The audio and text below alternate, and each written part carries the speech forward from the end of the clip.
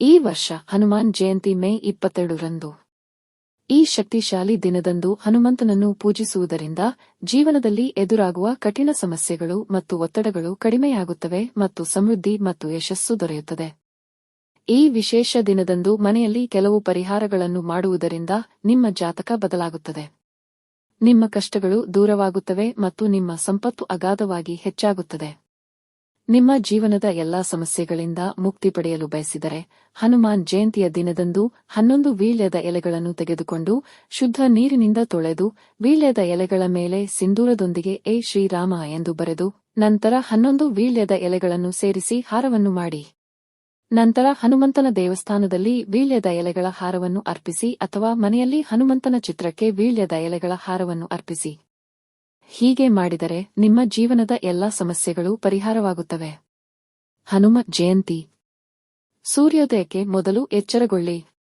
ಸ್ನಾನ ಮಾಡಿದ ನಂತರ ಇಡೀ ಮನೆಯನ್ನು ಸ್ವಚ್ಛಗೊಳಿಸಿ ಮತ್ತು ಮನೆಯ ಎಲ್ಲಾ ಕೋಣೆಗಳಲ್ಲಿ ಅರಿಶಿನ ನೀರನ್ನು ಸಿಂಪಡಿಸಿ.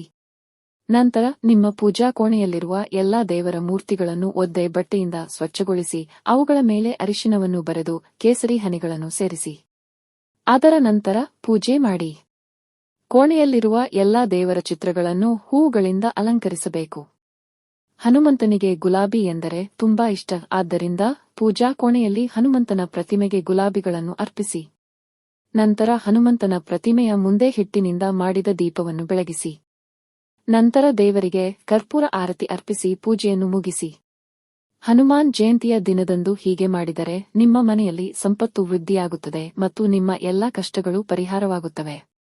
ನಿಮ್ಮ ಮನೆಯಲ್ಲಿ ಹಣವು ಘಾತೀಯವಾಗಿ ವೃದ್ಧಿಯಾಗಲು ಹನುಮಾನ್ ಜಯಂತಿಯಂದು ತಲೆಸ್ನಾನ ಮಾಡಿ ಮತ್ತು ಕೆಂಪು ಬಟ್ಟೆಗಳನ್ನು ಧರಿಸಿ. ಹನುಮಂತನನ್ನು ಕೆಂಪು ಹೂವುಗಳು ಮತ್ತು ಹಣ್ಣುಗಳಿಂದ ಪೂಜಿಸಿ. ದೇವರಿಗೆ ಸಿಂಧೂರವನ್ನು ಅರ್ಪಿಸಿ ಮತ್ತು ಅದೇ ಸಿಂಧೂರವನ್ನು ನಿಮ್ಮೊಂದಿಗೆ ತೆಗೆದುಕೊಂಡು ಹೋಗಿ ಇದನ್ನು ಹಣೆಗೆ ಹಚ್ಚಿಕೊಳ್ಳಿ. ಹೀಗೆ ಮಾಡಿದರೆ ನಿಮ್ಮ ಮನೆಯಲ್ಲಿ ಹಣವು ಅಪಾರವಾಗಿ ಹೆಚ್ಚಾಗುತ್ತದೆ. ನೀವು ಈ ಸಮಸ್ಯೆಯನ್ನು ಎದುರಿಸುತ್ತಿದ್ದರೆ ಹನುಮಾನ್ ಜಯಂತಿಯ ದಿನದಂದು ಓಂ ಹನುಮತೆ ನಮಃ ಎಂಬ ಮಂತ್ರವನ್ನು 21 ಬಾರಿ ಜಪಿಸಿ. ಈ ಶಕ್ತಿಯುತ ಮಂತ್ರವು ಆರ್ಥಿಕ ಸಮಸ್ಯೆಗಳನ್ನು ಪರಿಹರಿಸುತ್ತದೆ ಮತ್ತು ಆರ್ಥಿಕ ಸ್ಥಿರತೆಯನ್ನು ಹೆಚ್ಚಿಸುತ್ತದೆ ಎಂದು ವೇದ ವಿದ್ವಾಂಸರು ಹೇಳುತ್ತಾರೆ. ಹನುಮಂತನಿಗೆ ಬೆಲ್ಲ ಮತ್ತು ಕಡಲೆ ಎಂದರೆ ತುಂಬಾ ಇಷ್ಟ, ಆದ್ದರಿಂದ ಹನುಮ ಜಯಂತಿಯ ದಿನ ಆಂಜನೇಯ ಸ್ವಾಮಿಗೆ ಪ್ರಸಾದವನ್ನು ಅರ್ಪಿಸಬೇಕು. ಅವುಗಳನ್ನು ಇತರರಿಗೆ ಪ್ರಸಾದವಾಗಿ ಹಂಚುವುದು ಸಹ ಪ್ರಯೋಜನಕಾರಿಯಾಗಿದೆ.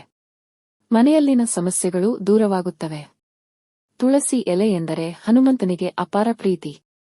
ಹನುಮ ಜಯಂತಿಯ ದಿನದಂದು ಆಂಜನೇಯ ಸ್ವಾಮಿಗೆ ತುಳಸಿ ಎಲೆಗಳನ್ನು ಅರ್ಪಿಸಿದರೆ ಆಂಜನೇಯ ಸ್ವಾಮಿಯ ಕಟಾಕ್ಷ ದೊರೆಯುತ್ತದೆ ಹಾಗೂ ಹನುಮಂತನಿಗೆ ತುಳಸಿ ಮಾಲೆಯನ್ನು ಅರ್ಪಿಸಿದರೆ ಐಶ್ವರ್ಯ ಪ್ರಾಪ್ತಿಯಾಗುತ್ತದೆ ಎನ್ನುತ್ತಾರೆ ಪಂಡಿತರು.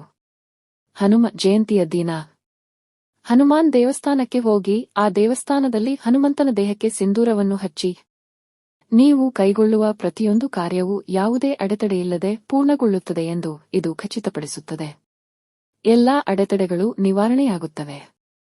ಇದರಿಂದಾಗಿ ನೀವು ಕೈಗೊಂಡ ಎಲ್ಲಾ ಕಾರ್ಯಗಳನ್ನು ಸುಗಮವಾಗಿ ಪೂರ್ಣಗೊಳಿಸಲು ಸಾಧ್ಯವಾಗುತ್ತದೆ ಮತ್ತು ಜೀವನಕ್ಕೆ ಯಾವುದೇ ತೊಂದರೆ ಇರುವುದಿಲ್ಲ. ಕೆಲವರು ಎಷ್ಟು ಸಂಪಾದಿಸಿದರೂ ಕೈಯಲ್ಲಿ ಹಣವೇ ನಿಲ್ಲುವುದಿಲ್ಲ. ಅವರು ಹನುಮ ಜಯಂತಿಯ ದಿನ ಆಂಜನೇಯ ಸ್ವಾಮಿ ದೇವಸ್ಥಾನಕ್ಕೆ ತೆರಳಿ ಸಾಸಿವೆ ಎಣ್ಣೆಯಿಂದ ದೀಪ ಹಚ್ಚಿದರೆ ಆರ್ಥಿಕ ಸಮಸ್ಯೆ ದೂರವಾಗುತ್ತದೆ. ಅಷ್ಟೇ ಅಲ್ಲ, ಹನುಮಾನ್ ಚಾಲೀಸವನ್ನು ಪಠಿಸಬೇಕು. ಹನುಮಾನ್ ಚಾಲೀಸವನ್ನು ಓದಲು ಬರದವರು ಶ್ರೀರಾಮನ ಮಂತ್ರವನ್ನು ಪಠಿಸಬೇಕು. ಈ ರೀತಿ ಮಾಡುವುದರಿಂದ ಆರ್ಥಿಕ ಸಮಸ್ಯೆಗಳಿಂದ ಮುಕ್ತಿ ಪಡೆಯಬಹುದು.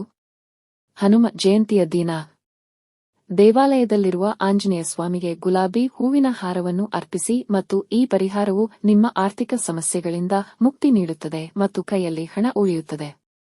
ಹನುಮ ಜಯಂತಿಯ ದಿನದಂದು ಭಕ್ತರು ಮಾಂಸಾಹಾರ ಸೇವಿಸಬಾರದು. ಮದ್ಯಪಾನ ಕುಡಿಯಬೇಡಿ.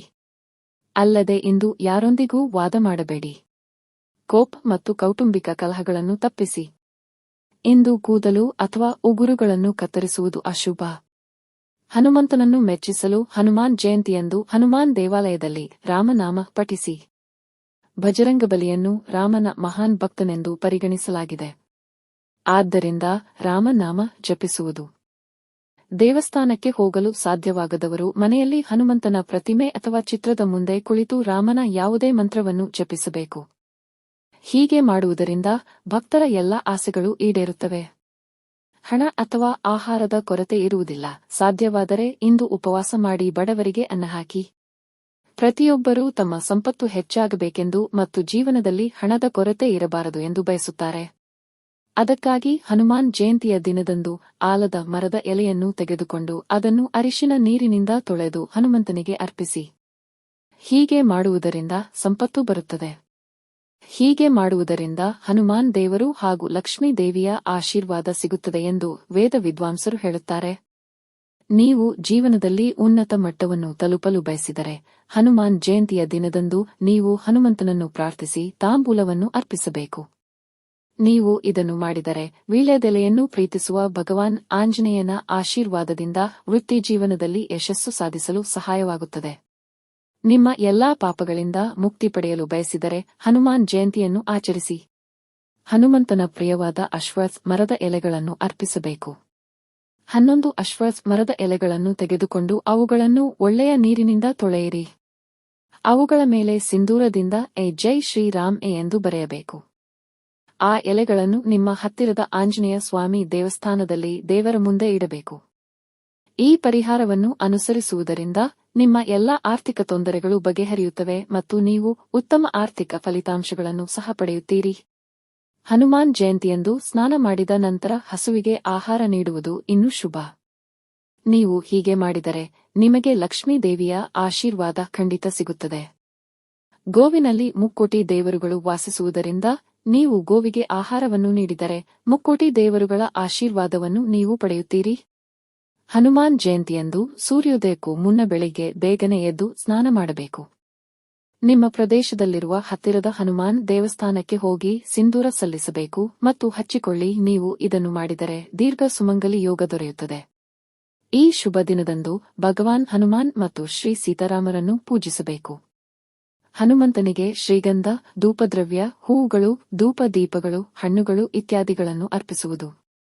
ಹನುಮಾನ್ ಜಯಂತಿಯ ದಿನದಂದು ಹನುಮಾನ್ ಚಾಲೀಸ ಮತ್ತು ಸುಂದರಕಾಂಡವನ್ನು ಪಠಿಸಬೇಕು. ಹನುಮನ ವಿಶೇಷ ಆಶೀರ್ವಾದ ಪಡೆಯಲು ಹನುಮಾನ್ ಜಯಂತಿಯಂದು ಓಂ ಹಂ ಹನುಮಾನ್ ನಮಃ ಮತ್ತು ಓಂ ನಮೋ ಭಗವತೆ ಹನುಮಾನ್ ನಮಃ ಎಂಬ ಮಂತ್ರಗಳನ್ನು ಪಠಿಸಿ. ಹೀಗೆ ಮಾಡಿದರೆ ನಿಮ್ಮ ಇಷ್ಟಾರ್ಥಗಳು ಈಡೇರುತ್ತವೆ. ಈ ವಿಡಿಯೋ ನಿಮಗೆ ಇಷ್ಟವಾದಲ್ಲಿ ಲೈಕ್ ಮಾಡಿ ಮತ್ತು ನಿಮ್ಮ ಸ್ನೇಹಿತರ ಜೊತೆ ಶೇರ್ ಮಾಡಿ. ಹಾಗೆಯೇ ನಮ್ಮ ಹೊಸ ವಿಡಿಯೋಗಳನ್ನು ನೀವು ತಕ್ಷಣ ಪಡೆಯಬೇಕೆಂದಿದ್ದರೆ ಚಂದಾದಾರರಾಗಿ ನಮ್ಮ ಚಾನೆಲ್ ಪಕ್ಕದಲ್ಲಿರುವ ಬೆಲ್ ಐಕಾನ್ ಒತ್ತಿರಿ.